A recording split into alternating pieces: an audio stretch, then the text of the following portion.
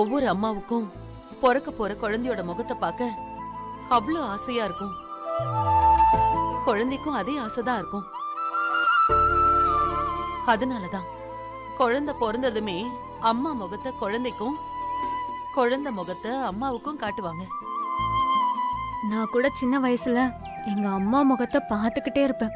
ஆனா எனக்கு இப்ப அந்த நினைப்பே இல்லாம போச்சு. அந்த அளவுக்கு என் மனசை எங்க அம்மா காயப்படுத்திட்டாங்க.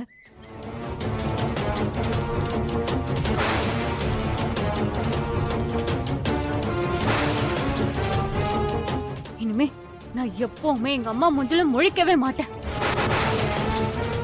இனி ஒரு நாளும் அப்படி ஒரு நிலைமையை ஏற்படுத்தி கொடுத்துறாதன்னு நான் தினமும் கடவுள்கிட்ட வேண்டிட்டு இருக்கேன்.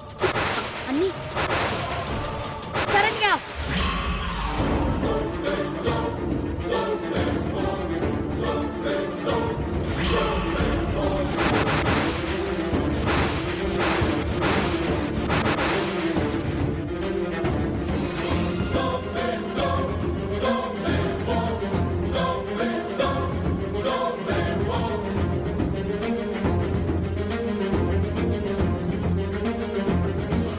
வாங்க வாங்க சம்பந்தி அம்மா. ச்சே, சம்மந்தியா சம்மந்தி, விலகி நில்லு.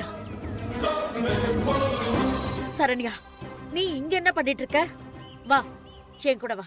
முடியாது, நான் இங்க தான் இருக்க போறேன். சரண்யா, என் கோவத்தை கிளறாத. மரியாதையா கிளம்பி நம்ம வீட்டுக்கு வந்துரு. நான் தான் முடியாதுன்னு சொல்றேன்ல, அப்புறம் ஏன் என்ன தொல்லை பண்ணிட்டு இருக்கீங்க? நான் இங்க தான் இருப்பேன்.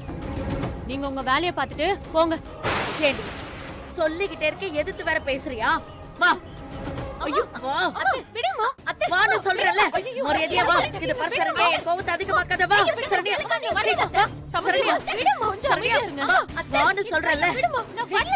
ஹே, வா. அம்மா, சரண்யா.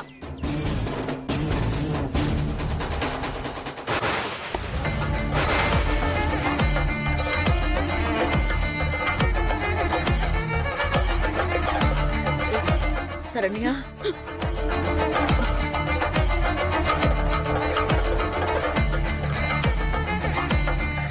சரண்யா, என் கையவா நீ உதறி விடுற? உங்க அம்மாவோட கையபடி உதறி விட்டு என்ன பிடிச்சு தள்ளுற? ஆமா, உங்கள மாதிரி ஒரு அம்மா எனக்கு வேண்டாம் தான் உங்க கைய நான் உதறி விட்டேன். போதுமா? சரண்யா, சரண்யா, உன் அம்மாடினா ஏண்டி இவங்க முன்னாடி என் கைய பிடிச்சு தள்ளுற?